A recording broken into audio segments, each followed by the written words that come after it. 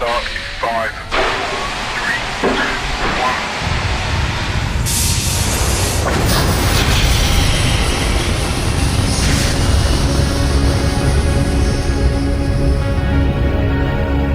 I live by the old code of second floor! Why look for a scientific explanation when you can put blind trust in an invisible Sky Daddy? Sky Daddy all the way. Go watch your crappy sitcom! Turn up full volume, why don't you? Aubrey, weird, I can't even get through my couch!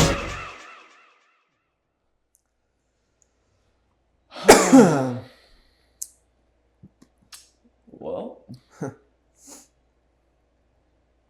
I guess where we are.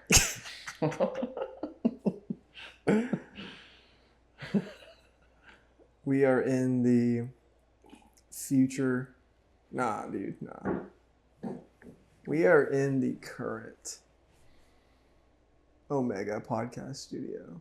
We are. Will it for sure be this room, you think? That's what I believe, man. That's what I believe.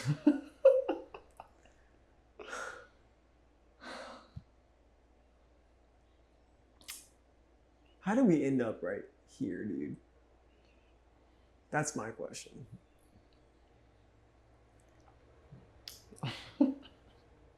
Step by step, bro.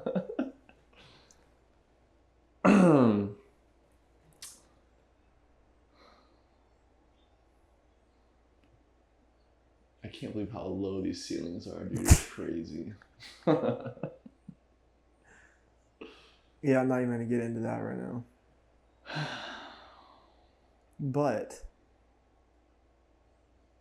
let's just suspend the 3D and just be thankful that we're right here. It's been a long freaking day. We're both cooked. We got the window propped. Zach's got his least favorite kind of coffee. It's not my least favorite. It's not bad. It ain't no Johnny Beans. It isn't. Let's just give a big shout out to John and Lauren Dixon for their amazing hospitality throughout this time. I mean, dude, they let us take up an entire corner of their for legit coffee shop for almost a year. Almost a year long. Yeah. For free. Yeah, for free, dude. Yeah. I don't know many people that would do that, man. I really don't. Yeah. It just kind of it's weird filming in here, dude. It is. It was weird leaving there. Yeah. Yeah. Last week we packed up all our stuff, all of our couches and furniture and set, and we brought it all over here. And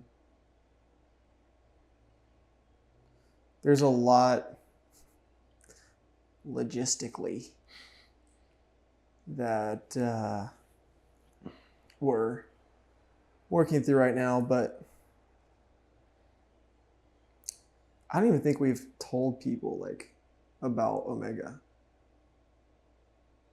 No, I don't think we've talked about it on the podcast at all, really. Well, except just a few mentions, but I don't think we've mentioned Omega though. Yeah. Yeah. Well, consider this the baptism episode of the Omega Wellness House. That's what we're going to call it right now. And what a wild journey it has been to get here.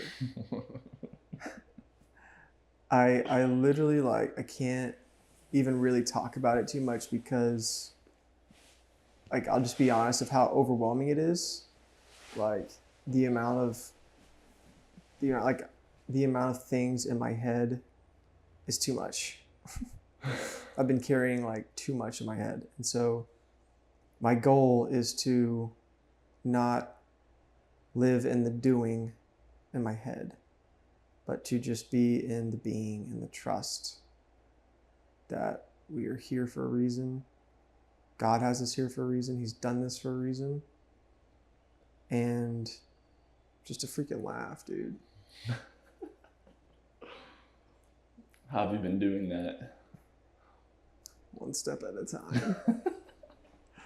No, I mean, I literally had a conversation with Sarah today, and she is the other founder of Omega, and she has put a ton on the line. She's the owner of this house, and we were business partners together in the cafe and the wellness house, the social club aspects of this. It's a place for intentional community, that where people don't have to sacrifice convenience.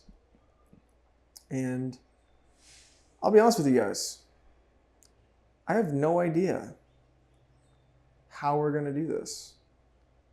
There's a lot of things with the city, with the architects and the engineers and permits and funding and all the things that come up when you do something like this that day by day can be pretty overwhelming. Oh, we didn't put the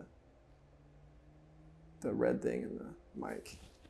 I'll put it in. It's okay. Oh, what am I doing? All right. There we go. Is that going to mess you up at all? No. All right.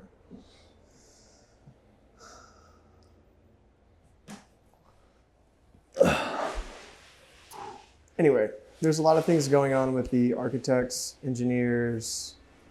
We're fundraising money to renovate the space. We are having meetings with the city to figure out what they'll allow, what the building codes are, all of the things that come with actually trying to open up your doors as a business. And obviously this is the first time I've ever done something like this, and I'm realizing how, what's the word? I'm realizing how ineffective trying to carry all of these things in my mind is. And I know that sounds like like so obvious, but like when you're in survival mode and you're trying to figure out all these things, it is so easy to get lost in the weeds of that. And like I just was talking with Sarah today about all of that, and she was just like, you're not, like, you say you're asking God to help you, but like you're not putting it down. You just pick it right back up and keep going. And like part of it is pressure I put on myself to perform and like make sure that I'm not being lazy or dropping the ball, or like I'm taking care of my responsibilities. And that is important. But there's another part of me that's like, I don't want to wake up every day for the next however many freaking years it takes to get this thing, to do this thing, anxious or nauseous or afraid. Like, I'm realizing that the reality I've been living in, Zach, is not the reality that is going to get me to where I need to be to let God into this project and do what needs to get done. And that's like a really hard realization for me because I'm so used to this reality and I'm comfortable in this reality. And I feel like there's certainty in this reality, even though there's not. You're never really in control. And so I'm almost kind of going through like a death of my old self. Am I realizing, like, just still trying to hold on to my old reality and realizing that it's not, like, I'm literally going to have to live in a different world every day in order to not I don't know, lose my mind. Literally lose my mind. Like if I continue going in the way that I'm going right now, it's not going to be, it's not sustainable. And so I think if I zoom out, I'm thankful because it takes a giant mountain like this project to put me in a position like that. Mm. And like for you, taking the step out that you've taken with your business, you're probably experiencing like really similar things. Yeah, you could say that. Yeah. But I mean, like, what exactly do you mean by this reality that that you've been living in? I mean, literally, like the way I see myself and the way I see the world, like the way that I interact with reality has to change.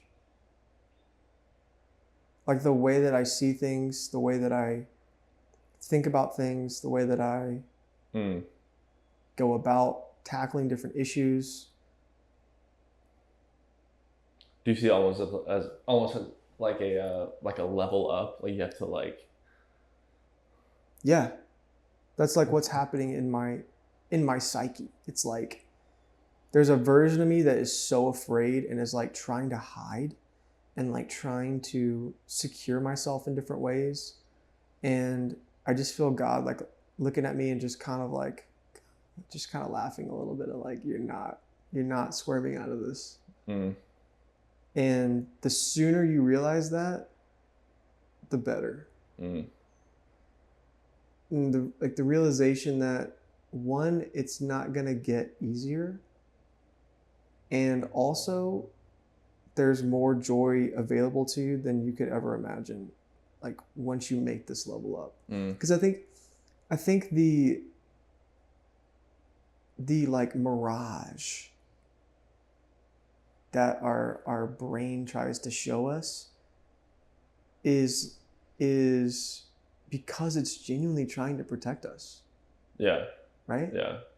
And like I get that this whole thing has been like rehashed a million times and talked about by every guru, but like this is just me speaking what my experience is right now. Is like my brain is doing whatever it can to protect me in this reality. Yeah. But my subconscious and like the upgraded version of Joseph is like, hey man, don't you realize that like when you let go, even though it feels like you're gonna die, that's when you're really gonna live. Like I'm trying to get you to this next level that you've been wanting to get to. Yeah. But you keep running from it and trying to hide from it because you're scared and you're like, you see it as death. I see it as new life. And I'm just like in that constant. In a way though, it's kind of the same thing. Like in a way, like, I mean, it's that cheesy thing that like you've heard so many coaches say, or at least I've heard, where it's like part of you has to die to experience that new life or like next level, you know? Gosh, I hate that it is so cliche. I know. I feel like we're just becoming such a cliche podcast. Yeah.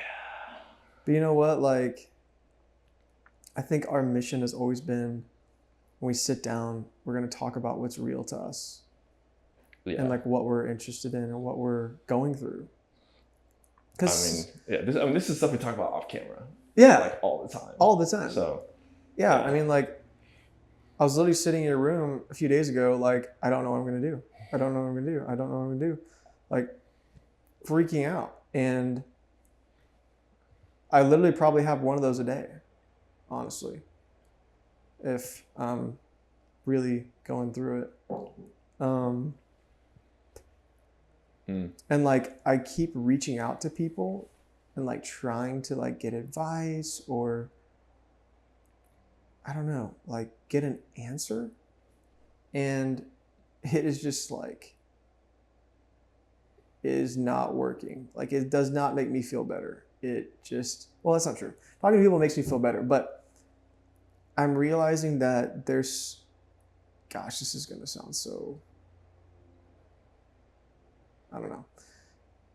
I'm realizing that like this is something that not a lot of people go through, or at least like this level of what I'm experiencing. I don't know how many people, or maybe if I'm not communicating it right, but I don't know many people that have the language to help explain to me what's going on. I mean, what do you think would help make you feel better? Accepting that this is not going to change. Like that's what I'm saying is like, it's like frivolous, right? It's like, there's like not really an answer. There's not. Yeah. Right. Yeah. Like the thing I'm searching for is the thing I'm avoiding, if that makes sense. Like I'm actively avoiding it and I'm actively searching for it. And you know, like I was watching this Alex Hormozi video this morning, and it just like, he's so freaking blunt, and he is so like in your face, just straight up how it is. That also kind of freaks me out a little bit too. But I guess like for so much of my life, Zach, I've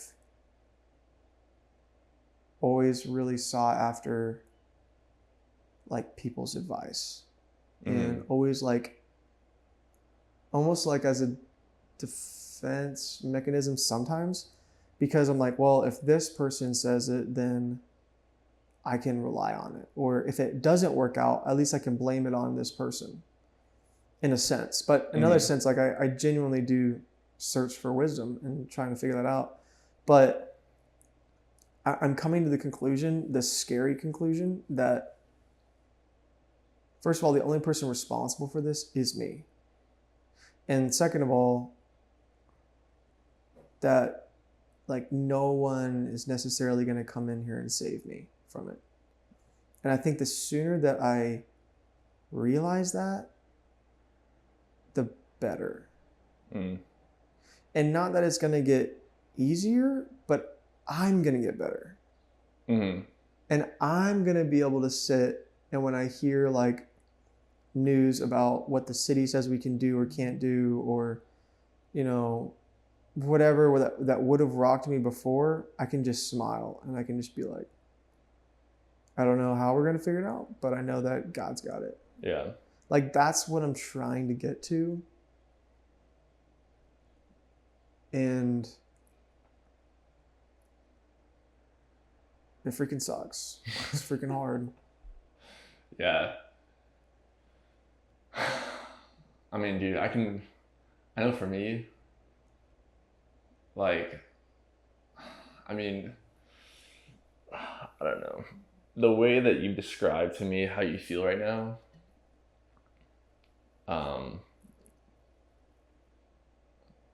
I do think like last fall, dude, was like a very similar experience for me. Not like, obviously not in the same exact way. And I do feel like,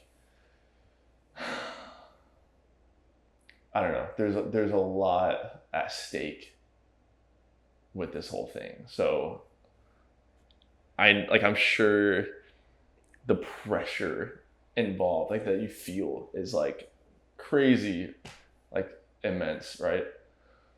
But I know, like, for me, the way that you have felt about Omega is like being completely honest, is a lot of the way I felt with Second Floor, like a lot of the time. Really? Yeah. And it was because of just everything that was going on. Like between my full-time job, between me trying to do this whole like bookkeeping thing, like do the classes for it, dude, and like, I mean, dude, there was like a solid 2 months where I was skipping my lunch at work and like and going to Starbucks to do classes, like, and then coming back, doing a podcast, and then like, and then like anytime we had problems editing, it would just like it would just send me, dude. But That truly was. it was just a tough time, and on top of all that, like I knew that my contract was coming to an end, so like there was, you know, like the lack of job security, Mm-hmm. and then also like wanting to be ready to start my own business. Then the car crash happened, Oh. and like it was just all those things that just pile on. But like I found myself like wondering the same thing a lot of times. Like, dude, do I really want to do this? Like,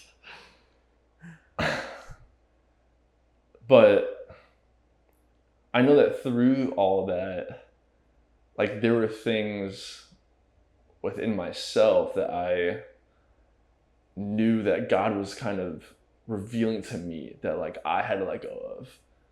And and one of those things like was kind of what I shared with you after that event with Stephanie.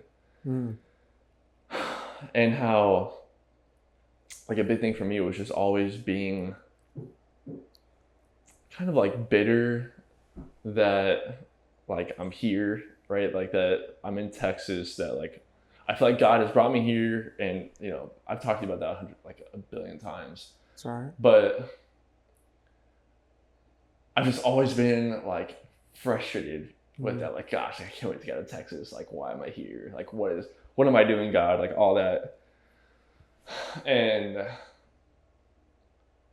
I felt like that was something that God was telling me to like really let go. Like, because all this time I've always been trying to come up with like my own schemes, my own plans of how am I gonna like become successful, get out of Texas, like make a bunch of money, provide for like my family, right? Like all those things. But I realized that like part of this whole second floor thing, part of me being here and everything was just like, God was just telling me, you have to let go of the reins and like just let me like do what you can, obviously, but just let go. And I don't know, just like see what he can do with my life, basically. Like when I just trust him. And it freaking sucked, dude. Like last fall, there were times like sitting in traffic on I-35, I wanted to blow my brains out, dude. Like I just hated my life. Gosh. Dude, you were doing so much, bro. Seriously. But like I'm glad that I stuck it through. I'm glad that I didn't like give up. I'm glad that we're still doing this. And obviously like I mean it is just like kind of a part of life. Like you just go through those ups and downs, and then when you're trying to reach that next level, like whatever that is for you, a lot of times there's a lot of pain involved, which sucks.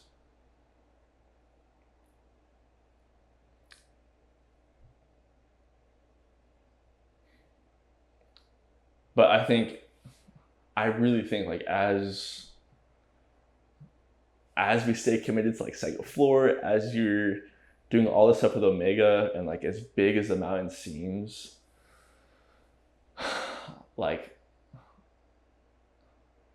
you're gonna find a way to get to that next stage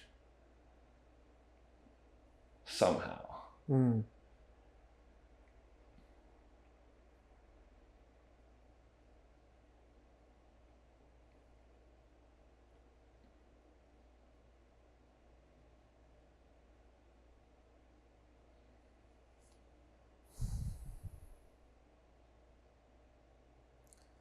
Yeah, I think I have to.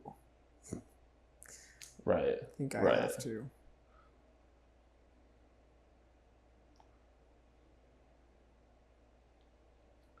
Yeah. I do feel like right now where I'm at is it's so weird, dude. Like I feel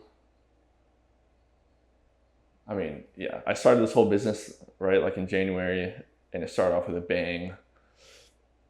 Like 3 clients off the bat, super busy, making money, surviving. But now it's like I'm experiencing the roller coaster of like starting like, you know, having a business where it's like, oh my gosh, if I don't get out there and make something happen, like I Yeah. can't pay rent like, Yeah. next month, you know? Yeah. So that's like the kind of pressure I'm feeling. But weirdly, like it hasn't been, I feel like God put me through all of that like in the fall last year to overcome all that like bitterness and whatever and like stress, because now I'm at a place where it's like I still feel the pressure, I still feel the, I don't know, stress, but it's like a different stress. It's not like I don't feel like this bitterness towards the world or anything for things going wrong or whatever. Dang, dude, that's huge. Like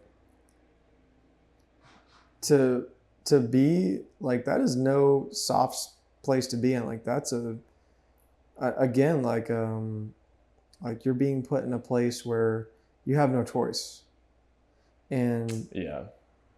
that like sometimes is the best place to be, because Dude, it really is. you have no choice. It's the best. It's like the suckiest place to be, So but it's the best place to be because you have no other option but to rely on God.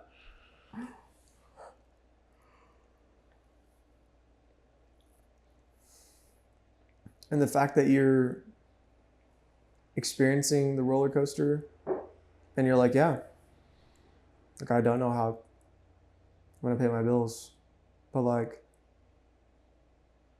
God does.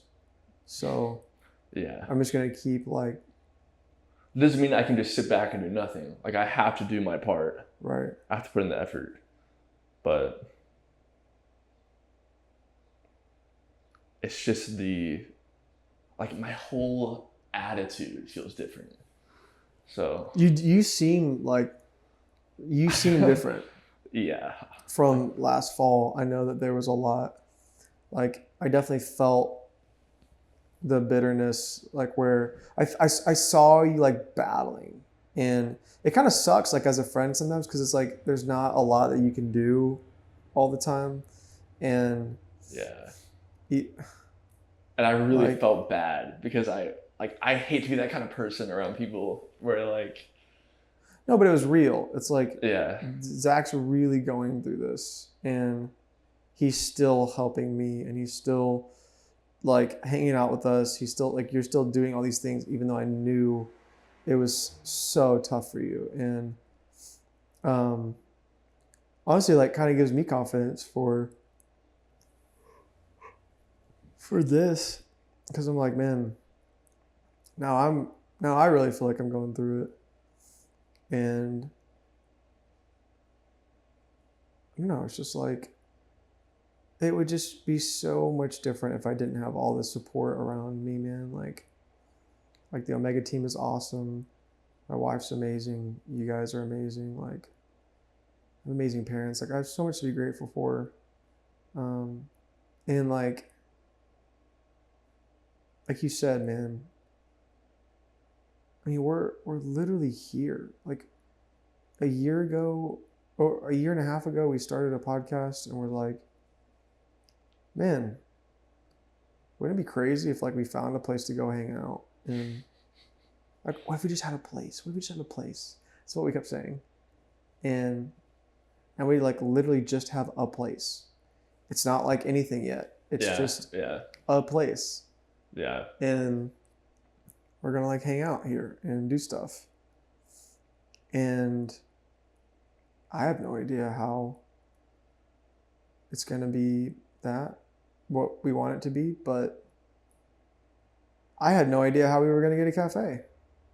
Yeah. I had no idea how we were gonna partner with someone who could get funding, who could get connections, who could carry the weight of this project, like the liability of this project and all that comes with that.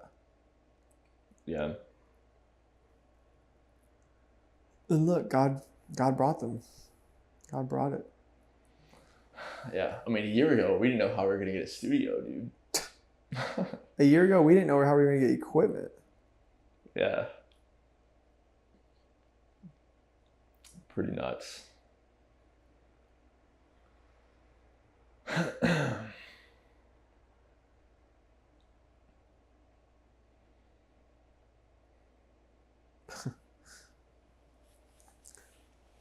I just read you some notes I was taking during this Alex Hormozi video. The average person will always try to keep you average. If you want to be extraordinary, you have to be willing to do the things that ordinary people aren't willing to do.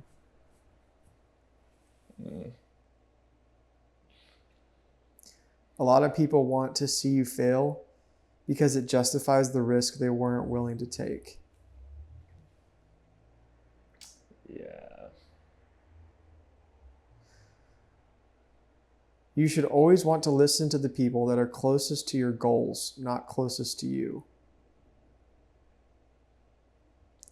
Your fear of regret has to be greater than your fear of rejection. You can measure the power of someone by how long it takes between the idea and the decision or action. That's a big one. Dude. Right? That's a big one. Yeah. Fear only exists in the vague, not in the specific.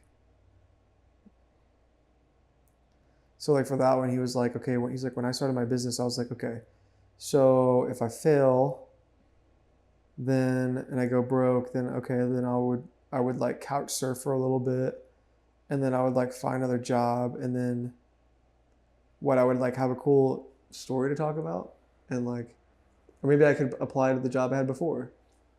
And he's like, okay, so, I mean, it's not that bad. Yeah. It's not the end of the world. He said, you're never going to have less responsibilities. You can time everything perfectly if your intention is to never stop. That one was interesting to me because he explained it like so many people wait for the perfect opportunity. And he said that's backwards because the only way to meet opportunities is to start and never stop. And I feel like that's exactly what's happened with us. It's like, we didn't wait for the perfect opportunity, the perfect studio, the right equipment, whatever. Yeah. An editor. Like, we didn't wait for any of that. Yeah. We were like, what if we just figured it out? And then like opportunity started coming our way. And yeah. we ran with it. The more you do, the more you see you can do, and the more opportunities multiply with skill. And more opportunities multiply with skill. Gain as many skills as possible to have access to as many opportunities as possible. Bro, this one got me. No one is doing as well as you think they are.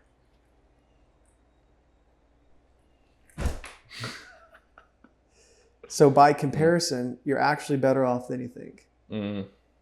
Dude, that one I'm finding to be so true. Every time I talk to someone where I'm like, you know, I saw someone on Instagram or they told me they had a big win I'm like, dude, like, oh my gosh, you must be like doing awesome. And they're like, well, yeah, but like my mother's in the hospital, or like I'm dealing with this still, or Yeah. like something. I'm like, oh shoot, like I don't know. Yeah, It's just interesting how that is. it is true.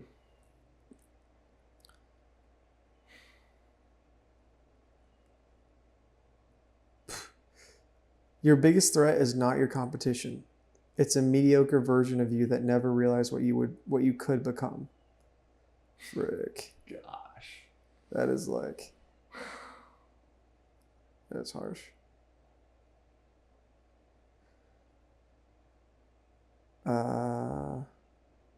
So this was like envy versus effort. If you put as much effort into yourself as you do in tearing down someone else, you'd be more successful. Mm. That one. Yeah, that one stings. That one stings for sure. I am guilty of that. Everything you want is on the other side of a few hard conversations that you've been putting off. If you think having difficult conversations is hard, wait until you see the result of not having them. I tell you what, dude, that got me on the phone today, bro. Did it really? That got me on the phone today. He said, waiting is not a short bet. It's a guaranteed loss later on. Dang, dude. This was interesting. This is a formula he had. Fear is short pain. Regret is long pain. Comfort is short gain. Fulfillment is long gain. He said, always trade short pain, which is fear, for long gain, which is fulfillment. The fastest way to become who you want to be is putting yourself in a situation where you have no choice but to become that person. That's just what we were talking about. Yep. Yeah. You'd be amazed at what you can do, what you can endure when you have no choice. Gosh, dude, Alex Hormozy's got some bangers. He does. This was like one after the other too. Dude. He's talking about excuses and like, you know, well, I didn't have good parents, or well, like I didn't inherit a bunch of money to be able to do what I want, or like, you know, whatever. Name whatever it is. Like I got, you know, a crazy amount of trauma as a kid, whatever. He said, it's not your fault that those things happened, but it's still your problem to deal with. And he's like, okay, that happened to you. And what are you going to do about it? Yeah. Yeah. He said, it's a weird thing to want a permission slip for mediocrity. Dude, holy crap. Holy crap. I'm guilty of that one. My mind is like always trying to figure out what excuse I can come up with to like get out of this discomfort and pain. Same, bro. And I'm like, Same. well, what would be, and like, that's just me being really vulnerable, but like, it's such a wild thing to want a permission slip to be mediocre. Yeah.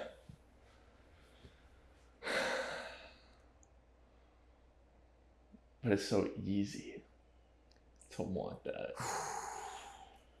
Dude, I don't know if I can find it. If I can't find it within like the next 10 seconds, we can move on. But there was one quote that I saw from him on Instagram like sometime last year. Uh-huh. And it was like, it rocked me. Dude, it rocked me. Yeah, I don't think it's going to come up.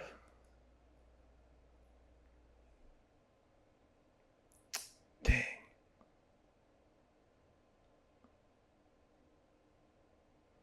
Something about like slaying a dragon or whatever. I can't remember what it was, but it was such a fire quote, dude.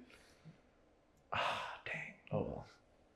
Was it something about like it's something about like bigger... winners and like the mentality of a winner. And I've heard him say something about it where he's like, when you see like the bigger the dragon is that you're facing, Yes. the most The cooler the story. the more epic the story. Yes. So he's like, you should be like, yeah, this is great. Yes. But there's something that like he says right before it that ties into it, and I can't remember. Oh, But, dang. yeah. Okay. Yeah. Well, there's only a few more of these left, but the day, whatever offends you controls you. Whatever you point your finger of blame towards is what you point your that is power a towards. big one. That's a big one. Bro. Yeah. The day you choose to control yourself is the day you choose to divorce your results from the very viable reasons you have not to win. It's kind of a long one. Mm. The day that you choose to control yourself is the day you choose to divorce your results from the very viable reasons that you have to not winning. Mm. This one was interesting. Guilt is when you break your own rules. Shame is when you break other people's rules. That's from Alex Hormozy? Yeah. Interesting. And the way he framed it was like,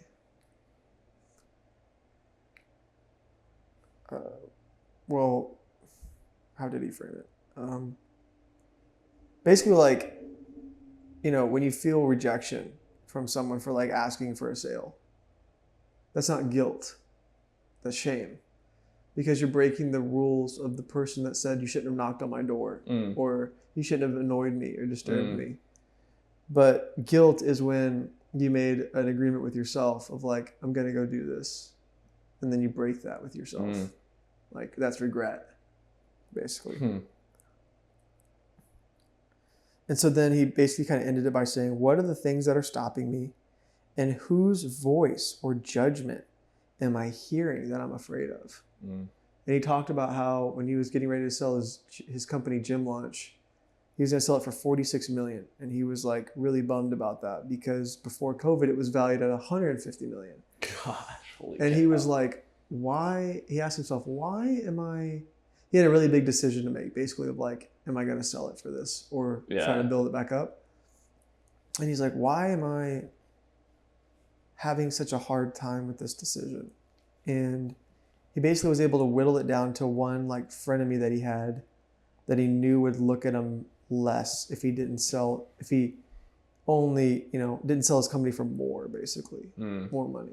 And he's like, okay, am I going to let this one person control what I do with my life? Gosh, dude. Because I'm giving them all this power over me. Dude, that is such a big one. I've been guilty of that so many times, bro. Like,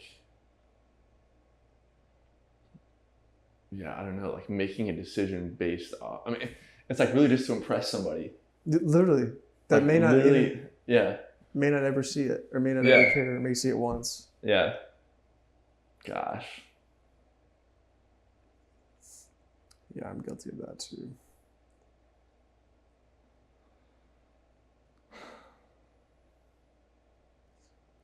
I actually think I needed like to actually sit with that question for a while, because I definitely feel like I'm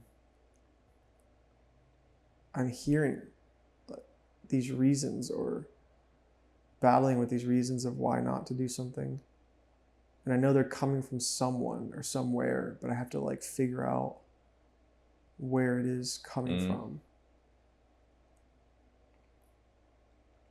Yeah. Yeah, the one that you had read a little bit ago about like, I don't know, something about like battling yourself or something like that. That's been huge for me lately. Like I've realized that in this like new position I'm in, I can either be like my own worst enemy or like my like biggest supporter. And and maybe both. Yeah. And that's something that I've realized that I've always been bad at, is being like self-supportive, like Hmm. like self-encouraging. You know what I mean? Like sometimes I don't feel validated unless like I don't know, I get like a good job, or like a pat on the back or something like that. Yeah. But and on top of that, like overly critical of myself when I fail at something. So yeah, I don't know, just being that, and then also, I mean, dude, the whole thing of just starting, like that has been probably like the lesson of the year for me, dude. Like from this podcast and everything. Yeah, because I think I could, if that hadn't have been such a big lesson that like we've learned and experienced through this podcast and everything, I think I could still be like waiting to start my business. For real? Like, yeah, I think, because I'm the kind of person that I don't like to just like, I really want everything to be perfect when I'm ready to go, you know? And it's like, I don't know. I don't want to have a reason to, I don't know, for something to like look bad or to be bad. I don't know. I really like when something works perfectly. Yeah. And Yeah, me too. so I think it would have been really easy for me to just be like, well, I don't have an LLC yet. I don't have like, I don't know, this certification. I only have these certifications, or I've got enough training, or like you can go down the line. Yeah. But it was honestly like through the podcast, through everything that we've like learned through this, just starting, that I was like, okay, like I'm just gonna start and see where it goes. So Wow. Dude, that's literally incredible, because I remember like I've seen that in myself, and like with you too. I've seen where it's kind of like the whole like Jacob thing that you went through, yeah, where it's like, I'm gonna hide it from people and I'm gonna get it just right so that everyone can see that I did it. yep, And dude, I've done the same thing. yes, The same thing. And this is like breaking that off of me so much, because like when we have people over, Friday night or whatever, it's like barely have any furniture. It's just like it's like a freaking it's like kind of a mess right now, and it's like, hey, we're letting people be a part of the journey, yeah, in the messes, in the incompleteness, in the imperfections, in the lack of answers even. yeah. Like, I don't know. Because dude, like you want to be that guy, Yeah. like that guru or whatever, where it's like, dude, how did you do it? Like how did you, I don't know. How'd you figure it out? Yeah. That just goes back to what you said, where it's like, and that's like the whole problem with social media and everything, where it's like you only see people's success like 99% of the time. Yeah. So Then you wonder, that's why, like, in the process, you wonder what's wrong with you. yeah, Because all you see is, oh, well, no one else is going through this. yeah, It's like, dude, everyone else is going through this. yeah, Or has been through this in some form or another, that has, like, gone for something. yeah, But the only thing that you see is that typically on social media is the mountaintop moments. yeah. Dude, I had a meeting with a guy last Friday that I told you about. And I remember going, I had seen this dude at like another business event I attended. And he's he seemed like a really smart guy, like very successful, like knows what he's doing. And so I went into this meeting like a little nervous. Because like I'm only 3 months into my business. Mm-hmm. I'm not like by any means like successful or whatever. And he seemed like it. And I remember like in the meeting, literally within like the first 5 minutes, he's like telling me about all the bad stuff that's like everything that's going wrong in his life. Really? And I was like, oh my gosh, I was not expecting this. Oh my gosh. Yeah, like how he just wasn't, you know, like certain clients of his weren't turning out how you had hoped and all this stuff. And I was like pretty like surprised by that. But then I was also like kind of encouraged because I was Right? like, dang, like I'm not the only one. Like even this guy who's been in this business, like this, who has like 30 years of experience, is like feeling the pressure. And it's just like, okay, like I'm not the only one. Which is so stupid. It's so stupid to think that you are the only one. I know, it's like, how selfish are we that we Yeah. think that we're the only one? Yeah, yeah. It's not us trying to be selfish, it's just like, I don't know, as humans we're just that way. Yeah.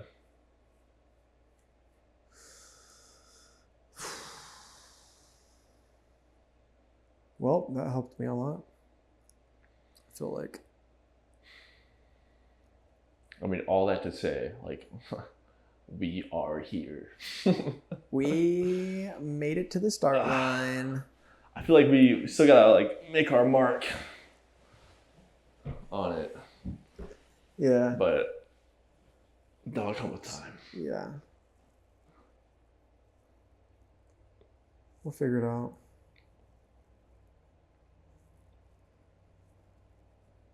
Summer's coming though. Yeah. It's getting hotter.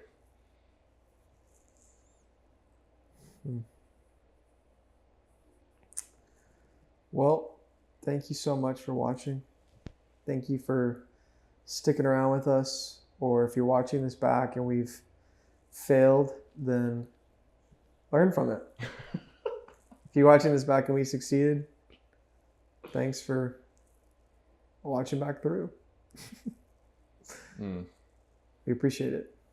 I hope you are encouraged or learned something from our ramblings. Dude, honestly, all the people who've stuck with us from the beginning, The OGs. the OGs, we appreciate y'all. I appreciate you guys. Thank you. And we'll catch you next time on the Second Floor Experience podcast. Peace.